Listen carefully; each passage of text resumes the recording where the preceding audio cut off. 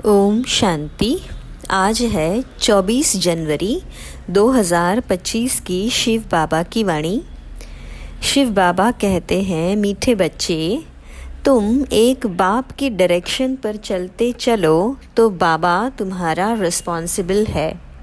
बाबा का डायरेक्शन है चलते फिरते मुझे याद करो। प्रश्न है, जो अच्छे गुणवान बच्चे हैं उनकी मुख्य निशानियाँ क्या होंगी?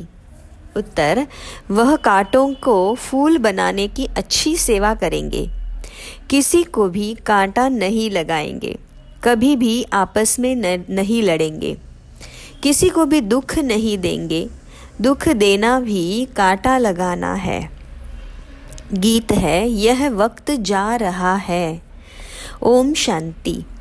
मीठे मीठे सिकिलधे रूहानी बच्चों ने नंबरवार पुरुषार्थ अनुसार इस गीत का अर्थ समझा। नंबरवार इसलिए कहते हैं क्योंकि कोई तो फर्स्ट ग्रेड में समझते हैं, कोई सेकंड ग्रेड में, कोई थर्ड ग्रेड में। समझ भी हर एक की अपनी अपनी है, निश्चय बुद्धि भी हर एक की अपनी है। बाबा तो समझाते रहते हैं, ऐसा ही हमेशा समझो कि शिव बाबा इन द्वारा, ब्रह्मा द्वारा डायरेक्शन देते हैं।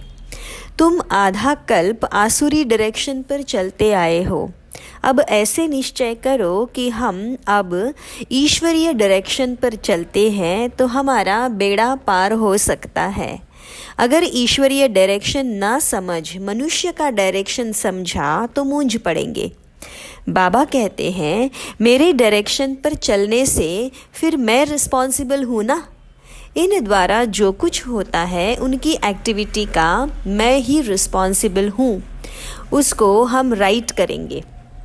तुम सिर्फ हमारे डायरेक्शन पर चलो, जो अच्छी रीति याद करेंगे वही डायरेक्शन पर चलेंगे।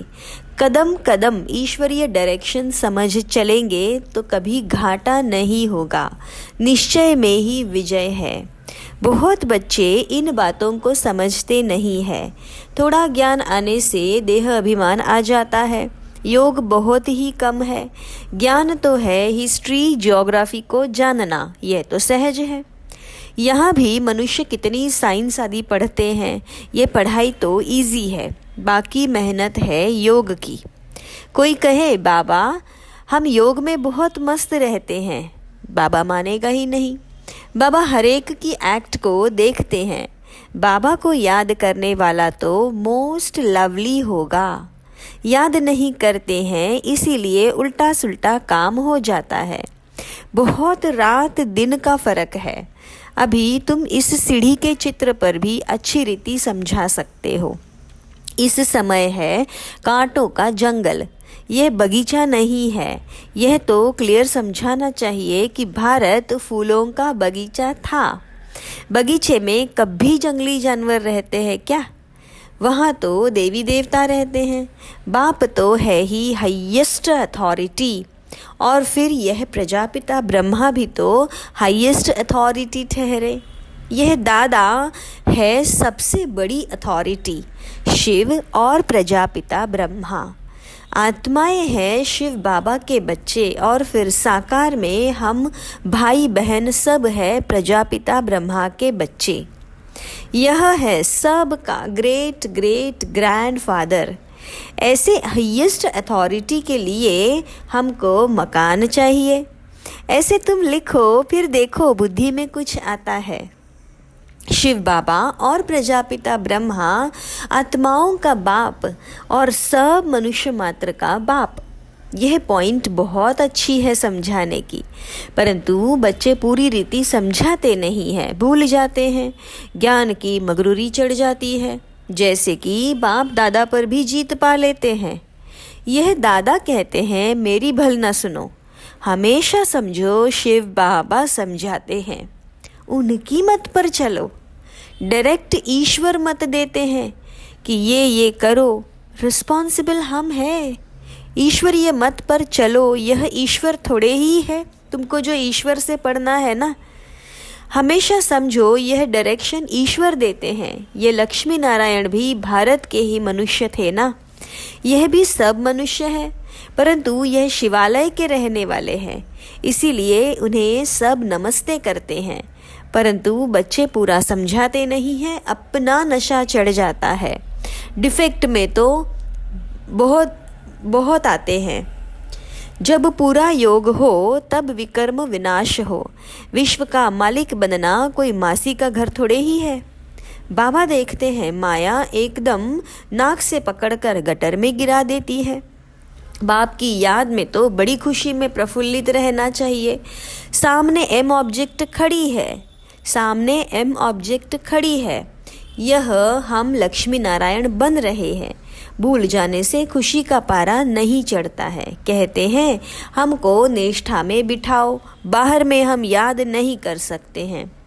याद में नहीं रहते हैं, इसलिए कभी कभी बाबा भी प्रोग्राम भेज देते हैं, परंतु याद में बैठते थोड़े ही है। बुद्धि इधर उधर भटकती रहती है। बाबा अपना मिसाल बताते हैं। नारायण का कितना पक्का भक्त था, जहाँ तहाँ साथ में नारायण का चित्र रहता था, फिर भी पूजा के समय बुद्धि इधर उधर भागती थी। इसमें भी ऐसा होता है। बाबा कहते हैं चलते फिरते बाप को याद करो, परंतु कई कहते हैं बहन निष्ठा कराओ। निष्ठा का तो कोई अर्थ ही नहीं है। बाबा हमेशा कहते हैं याद में रहो। कई बच्चे निष्ठा में बैठे बैठे ध्यान में चले जाते, न ज्ञान न याद रहती, या तो फिर झुटका खाने लग पड़ते हैं। बहुतों को आदत पड़ गई है। यह तो अल्पकाल की शांति हो गई, गोया बाकी सारा दिन अशांति रहती है। चलते फिरते बाबा को याद नहीं करेंगे तो पापों का बोझा कैसे उतरेगा। आधा कल्प का बोझा है ना, इसमें बड़ी मेहनत है। अपने को आत्मा समझो और बाबा को याद करो। भल बाबा को तो बहुत बच्चे लिख भेजते हैं, इतना समय याद में रहा, परंतु याद रहती नहीं है।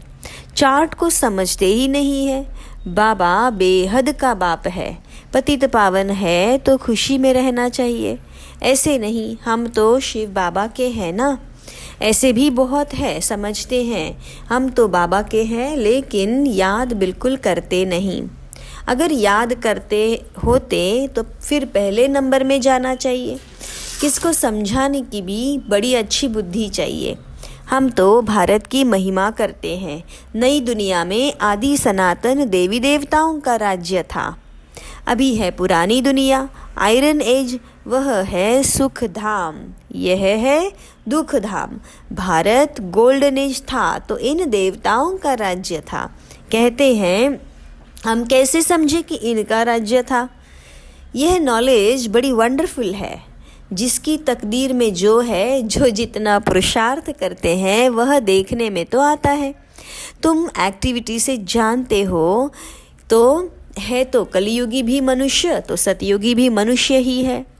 फिर उन्हों के आगे माथा जाकर क्यों टेकते हो। इन्हों को स्वर्ग का मालिक कहते हैं ना।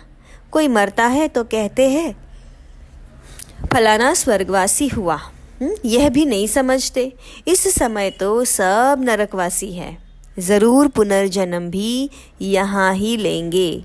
बाबा हरेक की चलन से देखते रहते हैं। बाबा को कितना साधारण रीति से किस किस से बात करनी पड़ती है, संभालना पड़ता है। बाबा कितना क्लियर कर समझाते हैं। समझते भी है तो बात बड़ी ठीक है, फिर भी क्यों बड़े बड़े कांटे बन जाते हैं। एक दो को दुख देने से कांटे बन जाते हैं। आदत छोड़ते ही नहीं। अभी बागवान बाप फूलों का बगीचा लगाते हैं, कांटों को फूल बना रहे हैं ना। उनका धंधा ही यह है। जो खुद ही कांटा होगा तो फूल कैसे बनाएगा। प्रदर्शनी में भी बड़ी खबरदारी से किसको भेजना होता है। अच्छे गुणवान बच्चे वह जो कांटों को फूल बनाने की अच्छी सेवा करते हैं। किसी को भी कांटा नहीं लगाते, अर्थात किसी को भी दुख नहीं देते। कभी भी आपस में नहीं लड़ते हैं। तुम बच्चे बहुत एक्यूरेट समझाते हो, इसमें किसी की इंसल्ट की तो बात ही नहीं। अभी शिव जयंती भी आती है, तुम प्रदर्शनी जास्ती करते रहो। छोटी छोटी प्रदर्शनी पर भी समझा सकते हो। 1 सेकंड में स्वर्गवासी बनो अथवा पतित भ्रष्टाचारी से पावन श्रेष्ठाचारी बनो। 1 सेकंड में जीवन मुक्ति प्राप्त करो। जीवन मुक्ति का भी अर्थ समझते नहीं है। तुम भी अभी समझते हो।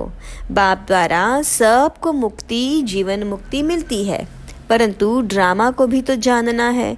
सब धर्म स्वर्ग में नहीं आएंगे, वह फिर अपने अपने सेक्शन में चले जाएंगे, फिर अपने अपने समय पर आकर स्थापना करेंगे। झाड़ में कितना क्लियर है, एक सद्गुरु के सिवाय सद्गति दाता और कोई हो नहीं सकता।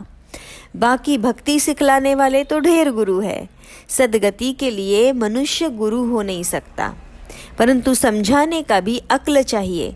इसमें बुद्धि से काम लेना होता है। ड्रामा का कैसा बड़ा वंडरफुल खेल है।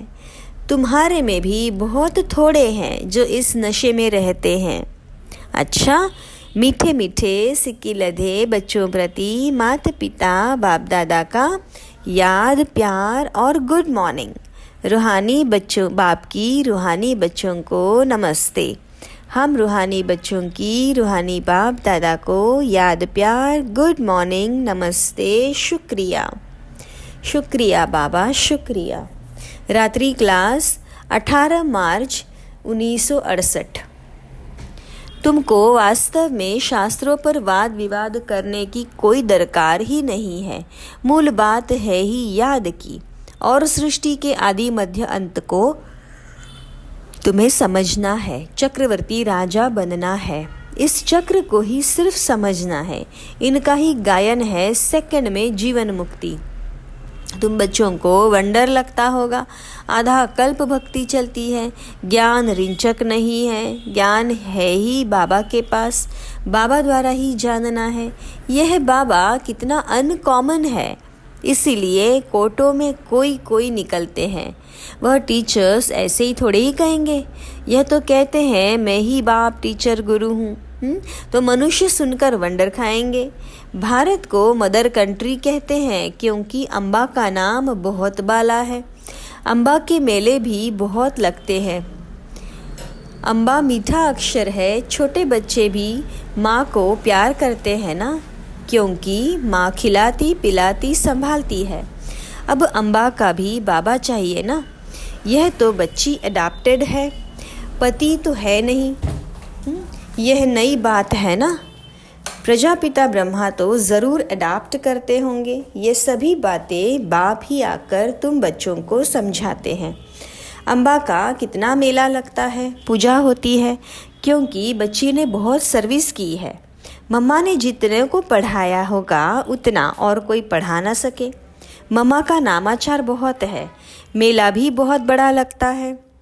अभी तुम बच्चे जानते हो, बाबा ने ही आकर रचना के आदि मध्य अंत का सारा राज तुम बच्चों को समझाया है। तुमको बाबा के घर का भी मालूम पड़ा है। बाप से भी लव है तो घर से भी लव है। यह ज्ञान तुमको अभी मिलता है। इस पढ़ाई से कितनी कमाई होती है तो खुशी होनी चाहिए ना। और तुम हो बिल्कुल साधारण, दुनिया को पता नहीं है। बाबा ही आकर नॉलेज सुनाते हैं। बाप ही आकर सभी नई नई बातें बच्चों को सुनाते हैं। नई दुनिया बनती है बेहद की पढ़ाई से। पुरानी दुनिया से वैराग्य आ जाता है। तुम बच्चों के अंदर में ज्ञान की खुशी रहती है। बाप को और घर को याद करना है। घर तो सभी को जाना ही है। बाप तो सभी को कहेंगे ना, बच्चों हम तुमको मुक्ति, जीवन मुक्ति का वर्षा देने आया हूँ। फिर भूल क्यों जाते हो? मैं तुम्हारा बेहद का बाप हूँ, राजयोग सिखलाने आया हूँ। तो क्या तुम श्रीमत पर नहीं चलेंगे? फिर तो बहुत घाटा पड़ जाएगा। यह है बेहद का घाटा। बाप का हाथ छोड़ा तो कमाई में घाटा पड़ जाएगा। अच्छा, गुड नाइट, ओम शांति। धारणा के लिए मुख्य सार, एक बाप की याद से मोस्ट लवली बनना है। चलते फिरते कर्म करते करते बाप की याद में रहने की प्रैक्टिस करनी है। बाप की याद और खुशी में प्रफुल्लित रहना है। कदम कदम पर ईश्वरीय डायरेक्शन पर चल हर कार्य करना है। अपनी मगरूरी देह अभिमान का नशा नहीं दिखाना है, कोई भी उल्टा सुल्टा कर्म नहीं करना है, मूंझना नहीं है। आज का मधुर वरदान, साधारण कर्म करते भी ऊंची स्थिति में स्थित रहने वाले सदा डबल लाइट भव। जैसे बाप साधारण तन ले आते हैं, जैसे आप बोलते हो वैसे ही बोलते हैं, वैसे ही चलते हैं, तो कर्म भल साधारण है लेकिन स्थिति ऊंची रहती है। ऐसे आप बच्चों की भी स्थिति सदा ऊंची हो, डबल लाइट बन ऊंची स्थिति में स्थित हो। कोई भी साधारण कर्म करो, सदैव यही स्मृति में रहे कि अवतरित होकर अवतार बन करके श्रेष्ठ कर्म करने के लिए हम धरती पर आए हैं, तो साधारण कर्म अलौकिक कर्म में बदल जाएंगे। स्लोगन, आत्मिक दृष्टि वृत्ति का अभ्यास करने वाले पवित्रता को सहज धारण कर सकते हैं। अच्छा, ओम शांति।